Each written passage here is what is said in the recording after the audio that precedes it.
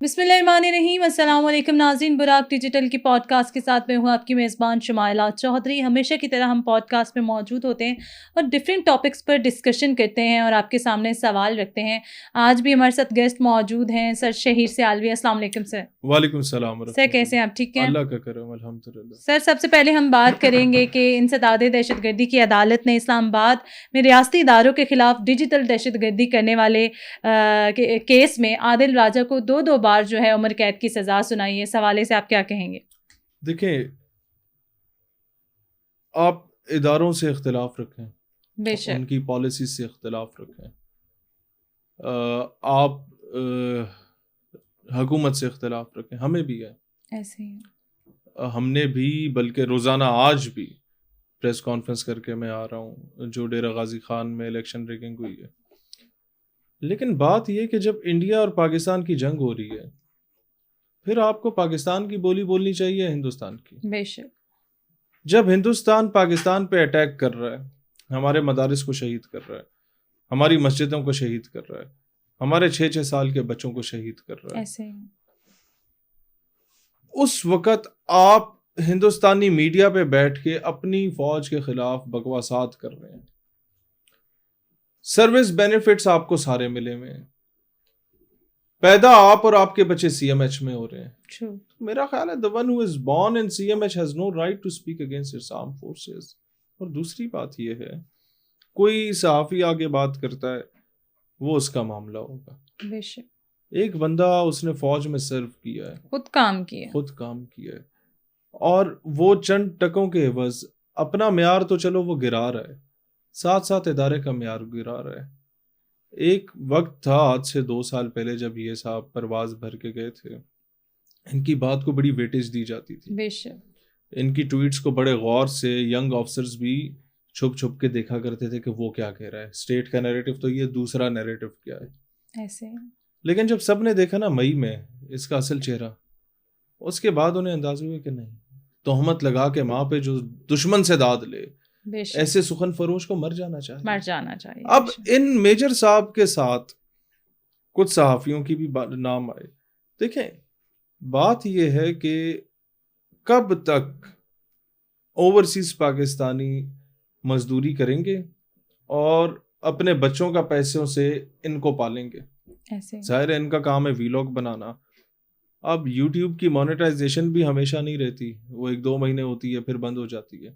پھر انہوں نے کہا ہوتا ہے گو فنڈ می والے پہ جائیں اور ہمیں فنڈ کریں. 1 مہینے کوئی دے دے گا، دوسرے مہینے دے دے گا، تیسرے مہینے نہیں دیتا. پھر اب ان کی پہلے ایک صحافی تھا یہاں سے، وہ تھتا صاحب گئے تھے، اس کو سارے سپورٹ کر رہے تھے. اس کے بعد دوسرے بھی آ گئے، تیسرا بھی آ گیا. تو جو ایک پیر صاحب کو ساری فنڈنگ ہونی تھی نا، وہ 4-5 پیروں میں تقسیم ہو گئی. آپ نے دیکھا ہوگا نا، یہ پیر ان کی آپس میں ایک دوسرے سے اتنی نہیں بنتی. اس کی وجہ کیا؟ ایک پیر سٹیج پہ بیٹھا ہوگا اور محفل نعت ہو رہی ہوگی، اتنے میں دوسرا پیر جب داخل ہوگا نا اور 4-5 اس کے چیلے اس کے ساتھ اللہ اللہ کی صدائے بلند کر کے آ رہے ہوں گے، تو جو پہلا پیر بیٹھا ہوگا نا، اس کے چہرے پہ 12 بج جاتے ہیں. اس کو اپنی انسیکیورٹی فیل ہو جاتی ہے کہ اب صرف میرے ہاتھ نہیں چومے جائیں گے، اس کے ہاتھ بھی چومے جائیں گے. اور جو لوگ نعت خواں کے اچھے شعر کے عوض مجھے 10 روپے دیتے تھے، اس میں اب وہ ڈیوائیڈ ہو جائے گا. یہی کام جہاں مذہب کو بیچا جاتا ہے، وہاں ملت اور ملک کو بیچنے والوں کے لیے بھی یہ مسئلہ پیدا ہو گیا، کمپٹیشن بڑھ گیا.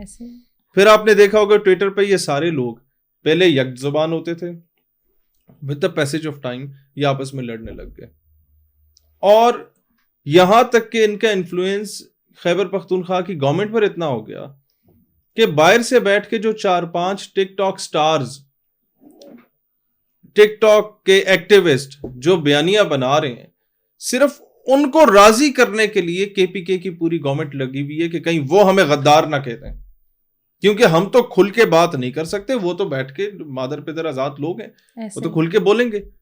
ہم ذرا سی کسی کے ساتھ ڈیل کر لیتے ہیں، یا وفاق کے ساتھ چلنے کی بات کرتے ہیں، یا دہشت گردی کو مٹانے کی بات کریں گے، یا کسی شہید فوجی کے جنازے پہ چلے جائیں گے اور کسی فوجی کی وردی کے ساتھ ہماری تصویر آ جائے گی وردی والے کے ساتھ، تو ہمیں ٹاؤٹ بولا جائے گا، غدار بولا جائے گا، خان کا دشمن بولا جائے گا، خان کا نام بیچنے والا بولا جائے گا.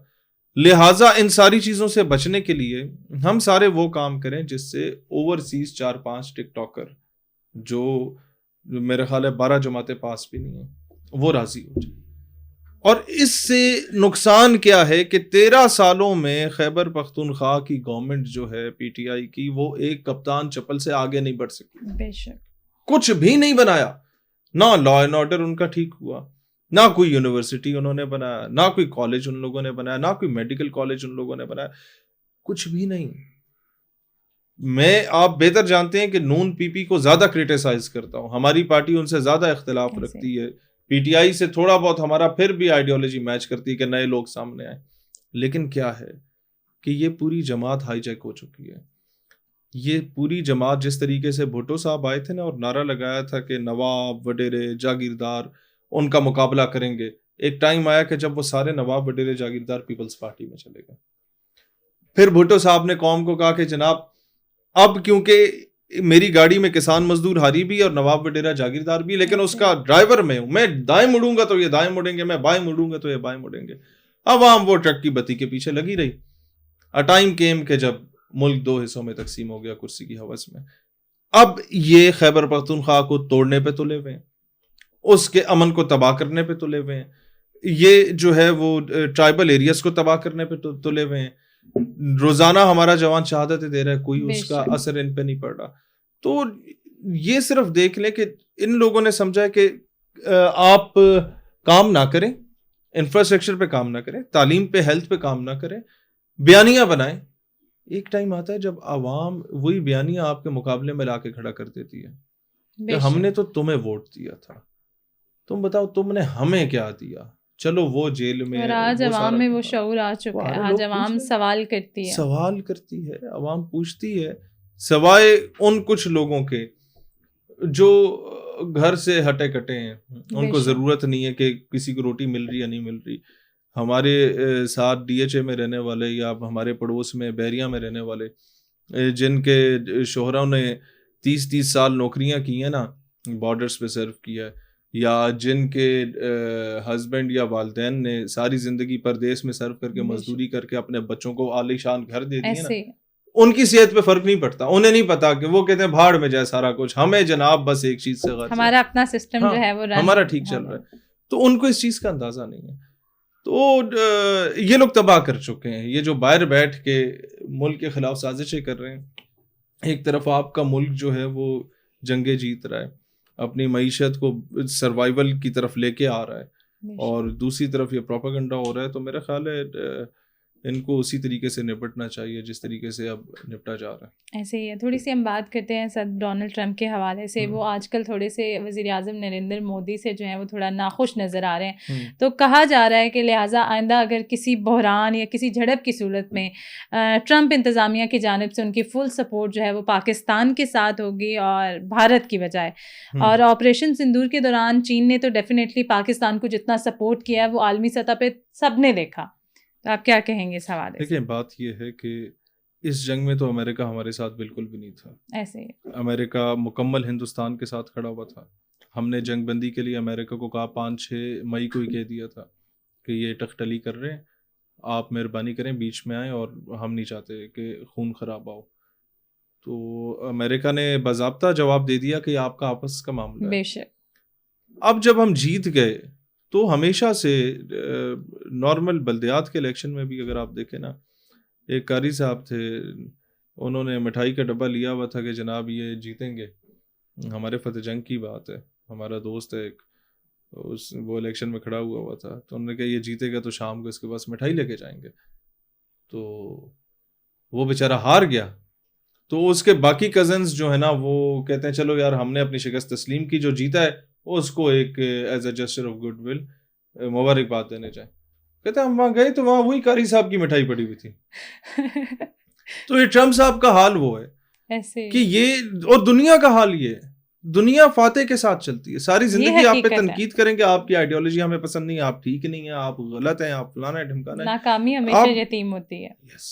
And success has many fathers. بے شک. تو وہ یہ he is one of the father of this success. بن بلائے کا باپ ہے یہ. تو اس پہ میرا خیال ہے ریلائی نہیں کرنا چاہیے. ہاں حکومت کی جو پالیسی ہے ہر 2 مہینے بعد کہتے ہیں ٹرمپ بڑا اچھا آدمی, کیا بات ہے اس کی, یہ خوش ہوتا ہے اس چیزوں پہ, اس طرح آپ لگے رہیں اس کو, مطلب جس طرح یہ دنیا کو آگے لگا کے چل رہے ہیں اس طریقے سے آپ اس کے ساتھ یہی کام کریں تو ٹھیک ہے. لگے رہیں. مئی 2025 کی اگر ہم بات کریں پاک بھارت کشیدگی کے حوالے سے, یقیناً پاکستان نے فتوحات سمیٹی, اور 2025 جو ہے وہ پاکستان کے لیے آرمی کے لحاظ سے دیکھا جائے یا پاکستان کی سفارتی لحاظ سے دیکھا جائے تو پاکستان نے 2025 میں بے پناہ جو ہے کامیابیاں سمیٹی ہیں.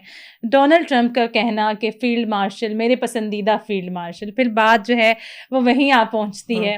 تو بھارت ٹرمپ کی تنقید میں تھوڑا سا آیا ہوا ہے. دیکھیں برطانوی اخبار نے بھی, فائنینشیل ٹائمز نے بھی یہی بات کی, دنیا ایکسیپٹ کر رہی ہے, لیکن تاحال بھارت جو ہے وہ امریکہ کے ساتھ تجارتی معاہدے کر رہا ہے. دیکھیں ہر بندہ ہر ملک اپنے سروائیول کے لیے کرے گا, وہ چین کے ساتھ بھی ہاتھ ملانے کی کوشش کر رہا ہے, اس کا حق بنتا ہے, وہ اپنی محنت کر رہا ہے, ہم اپنی محنت کر رہے ہیں. ہمارا تو بڑا کیٹیگوریکلی پیغام ہے بھارت کے لیے کہ دیکھو یار 125 کروڑ آبادی ہے آپ لوگوں کی, ہم سے کوئی 5-6 گنا زیادہ ہو آپ لوگ, اور 40 کروڑ بندہ آج بھی فٹ پاتھ پہ رہ رہا ہے. ان گھروں میں, ان مکان تو نہیں کہا جا سکتا, ان جھونپڑیوں میں رہ رہے ہیں جہاں واش روم کی فیسلٹی موجود نہیں ہے, اور چھوٹی چھوٹی تھالیوں میں وہ کھانا کھا رہے ہیں. مطلب سطح غربت سے بہت نیچے جا چکے ہیں. تو آپ بجائے اس کے کہ جتنا پیسہ آپ بلوچستان میں دہشت گردوں کے اوپر لگا رہے ہیں, اپنے لوگوں کو وہ بھوک پیاس سے مر رہے ہیں. آپ نے ایک دہشت گرد کو ایک انفارمیشن لینے کے لیے جو 50 لاکھ دینے ہوتے ہیں, اس 50 لاکھ سے پتہ نہیں آپ کے ہزاروں لوگ مہینے کا راشن پانی کر لیں گے. تو بجائے اس کے کہ سارا فوکس ادھر کر رہے ہیں, اور اس کے کاؤنٹر میں ہمارا جتنا بجٹ لگ رہا ہے آپ لوگوں کے ان دہشت گردوں کو روکنے میں, وہ ہم اپنی عوام پہ لگا لیں, تو کیا عوام کا بھلا نہیں ہوگا.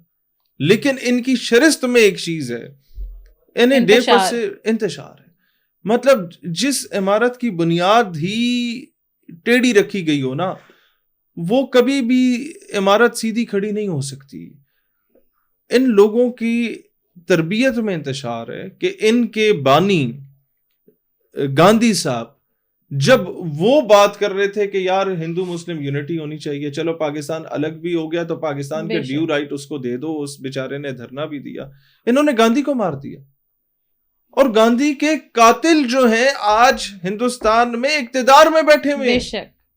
آپ یہ دیکھیں نا کہ جس شخص نے آپ کو آزادی دی, ہاں جس شخص نے کوئٹ انڈیا موومنٹ چلائی, انگریزوں کو باہر نکالا, اس کے قاتل آج کرتا دھرتا ہے اور تیسری کنزیکٹیو حکومت بنائی ہوئی. تو جس قوم کا انٹلیکٹ ہی ہے کہ ہم نے ایک دہشت گرد کو وزیر اعظم بنانا ہے, پھر اس قوم کے مستقبل میں ذلت و رسوائی ہے.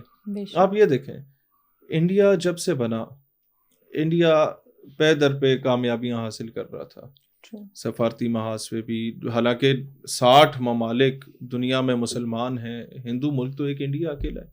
سب سے زیادہ اوورسیز اگر کوئی کسی ملک کے لوگ کام کر رہے ہیں وہ ہندوستان کے کر رہے تھے. ٹیکنالوجی میں وہ نمبر 1 پہ جا چکا تھا, فری لانسنگ میں وہ نمبر 1 پہ جا چکا تھا, آئی ٹی کی فیلڈ سب سے آگے. اچھا آگے آپ چلے جائیں دنیا کے گوگل کو, فیس بک کو, ٹویٹر کو, مطلب مین بندے سارے انڈینز بیٹھے ہوئے تھے. امیزون میں انڈیا, اور یہ ریالٹی تھی, اور یہ ریالٹی تھی. چاند تک پہنچ گیا, لیکن at the end of the day کس چیز نے اسے تباہ کیا؟ وہ سانپ کی ایک جو خصلت ہوتی ہے ڈسنے والی, ایک وقت آتا ہے کہ جب وہ اپنے بچوں کو بھی ڈسنے لگ جاتا ہے. اس نے اپنے لیے ایسا ماحول بنا لیا کہ میرے خیال ہے پاکستان کی خوش قسمتی بن گئی کہ ہم اسے شٹ اپ کال دینا شروع ہو گئے. ہماری ایئر فورس بھی ویٹ کرتی رہی, جہاز ہمارے بھی فضا میں تھے, پہل ہم نے نہیں کی تھی. ہم نے کہا ایک بار ایگریشن آنے دو, وہ آئی ایگریشن, پھر دنیا نے دیکھا کہ اللہ تعالیٰ نے ہمیں سرخرو کیا الحمدللہ. تو اب میرے خیال ہے ہندوستان کو اپنی پالیسیز چینج کرنی پڑیں گی. جو پیسہ وہ پورے مڈل ایسٹ پہ لگا رہا ہے, جو پیسہ وہ دنیا میں دہشت گردی پہ لگا رہا ہے, پرو اسرائیل ایکٹیویٹیز میں لگا رہا ہے. آج بھی آر ایس ایس اور شیو سینا کے دہشت گرد جو ہیں وہ پرو اسرائیل ریلیز نکال رہے ہوتے ہیں انڈیا میں. بھئی تمہارا اس سے کیا لینا دینا ہے؟ نہ تم یہودی ہو تو نہ تم مسلمان ہو. پیلسٹائن کاز سے تمہارا لینا دینا کیا, یا اسرائیل کے معاملے سے لینا دینا کیا ہے؟ صرف یہ کہ پاکستان کا مسلمان فلسطین سے ایک مسلمانوں کے دشمن, ہاں ایک عقیدت رکھتا ہے تو انہیں وہ تکلیف ہوتی ہے. یہ ایک ہیومن رائٹ, وہ کیا کہتے ہیں, ہیومن رائٹس کی وائلیشن کو بھی یہ جسٹیفائی کرنے کے لیے وہ لگے ہوئے. تو ان کو یہ پالیسیز چینج کرنی پڑیں گی, نہیں تو ہم تو خیر دعا گو ہیں کہ مودی صاحب دوبارہ حکومت میں آئے. جب تک یہ حکومت میں رہے گا پاکستان کی گڈی چڑھتی جائے گی انشاءاللہ. اور تھوڑی سی ہم بات کرتے ہیں میر یار بلوچ کے حوالے سے کہ میر یار بلوچ کا جو کردار ہے وہ ایسا لگتا ہے کہ اپنے حواس وہ کھو بیٹھے ہیں, کیونکہ یا تو انہیں جو ہے بھارت اور اسرائیل سے کسی بڑی امداد کی توقع یا خواہش ہے, اور کچھ ایسی چیزیں سامنے آ رہی ہیں کہ آزاد بلوچستان 5 لاکھ افراد پر مشتمل جو ہے وہ اپنی فوج بنانے کا سوچ رہے ہیں, اور اس طرح کے معاملات ہیں. سب سے پہلی بات یہ کہ آپ جن کے بلبوتے پہ لڑ رہے ہیں بے شک کیا وہ اپنا دفاع کر پائے ہیں؟ انڈیا کے بلبوتے پہ آپ لڑ رہے ہیں ایسے کہ وہ ہمارا ساتھ دے گا. جس وقت انڈیا نے پنجاب اور سندھ پہ اٹیک کر دیا اور کشمیر پہ اٹیک کر دیا, اس وقت آپ کے پاس بہترین موقع تھا, آپ بلوچستان کو لے کے وہ سائڈ پہ چلے جاتے, آپ کچھ کر پائے. تو اب تو ساری فوج کا فوکس ہی یہاں پر ہے کہ آپ لوگوں کی کمر توڑے جو دہشت گردی کر رہے ہیں. اب تو انڈیا سویا ہوا بہت ہو گیا, ہاں اپنی عوام کو راضی کرنے کے لیے 2-4 جہاز اڑا دے گا, لکی رانی سرکس لگا دے گا, اور تو کچھ نہیں کر پا رہا. تو جب وہ نہیں کر رہا تو آپ کیوں غریبوں کے بچوں کو مروا رہے ہیں؟ آپ کہہ دیں کہ بس یار ہماری بس ہو گئی ہے, لیکن ان کے اپنے نہیں ہے نا, مسئلہ یہ ہے. اچھا دوسرا آگے آ جائیں, اسرائیل کی بات یہ کر رہے ہیں. امریکہ اسرائیل کے ساتھ کھڑا تھا, برطانیہ اسرائیل کے ساتھ کھڑا تھا, نیٹو فورسز اسرائیل کے ساتھ کھڑی تھی, پورا ویسٹ, اس کی عوام جو ہے وہ نہیں تھی, لیکن حکمران جس کے اختیار میں سارا کچھ تھا اور دنیا کا مال و متاع سارا اسرائیل کے حق میں تھا. At the end of the day کیا ہوا کہ اسرائیل مجبور ہوا کہ حماس کے چند گنے چنے مجاہدین کے ساتھ اسے مذاکرات کے میز پہ بیٹھنا پڑا. تو جو ملک اپنا دفاع نہیں کر پایا, جو ملک اپنی جنگ خود نہیں لڑ پایا, اس کے لیے اسے باقیوں کا سہارا لینا پڑتا ہے, بار بار ٹرمپ کی محنت کرنی پڑتی ہے, امریکہ کی یونیورسٹیز میں ایڈریس کر کے, پریس کو ایڈریس کر کے مجبور کرنا پڑتا ہے کہ ٹرمپ کو مجبور کرو کہ ہمارے بقا کی جنگ اسرائیل کا ساتھ دے. وہ تمہیں کیا سپورٹ کرے گا ایسے. تو یہ انہوں نے بلوچستان کی عام عوام کو ایک اندھیرے میں ڈالا ہوا ہے کہ جناب آج نہیں تو کل فوج بن جائے گی, ایسے ہو جائے گا تو ہم جا کے اپنا ملک آزاد کرا لیں گے. یہ ایک کیا اسے کہا جا سکتا ہے, مطلب بے روزگار بندے کے لیے سب سے اگر وہ بے وقوف بھی ہو تو اس کا آپ عقل کا یہ انداز بتی پیچھے ان کو لگایا ہوا کہ یہ چیز ہو جائے. اب یہ میر یار صاحب جو ہیں یہ ایک تو بے روزگار تھے, ان کو روزگار چاہیے تھا, وہ ان کو مل گیا. اوپر سے یہ بے وقوف ہے کہ اپنے ایک پاؤ گوشت کے لیے یار تم اگلے کی پوری گائے کیوں قربان کر رہے ہو؟ مطلب وہ پوری گائے کیا ہے, وہ بلوچستان کی عوام ہے بیچاری, اس کو آپ قربان کر رہے ہیں, یا وہ FC میں بیچارہ جا کے شہید ہو رہا ہے, یا وہ عام بلوچ کی صورت میں بیچارہ مارا جا رہا ہے, یا وہ کولیٹرل ڈیمیج میں غریب مارا جا رہا ہے. تو آپ نے تو بلوچستان کا فیوچر داغدار کر دیا. اور یہ وہی میر یار بلوچ ہے جو اسرائیل اور بھارت کو براہ راست مداخلت کے لیے خط لکھتا رہا ہے. اور آپ اندازہ کریں نا, جو میں وہی بات کروں کہ اپنا دفاع نہیں کر سکے وہ آپ کو آ کے کیا کریں گے. تو یہ عام عوام کو سوچنا چاہیے اور انہیں کہنا چاہیے کہ یار اس کو سامنے آئے, باہر سے بیٹھ کے آپ لوگ ٹویٹس نہ کریں, سامنے آئے, میدان میں آئے, بات کریں, تو پھر ہم آپ کے پیچھے چلنے کو تیار ہیں. بے شک. Thank you so much sir for your time. Buraq digital کی پوڈ کاسٹ سے فی الوقت اتنا ہی. اپنی میزبان شمائلہ چودھری کو دیجیے گا اجازت اللہ نے کے بعد.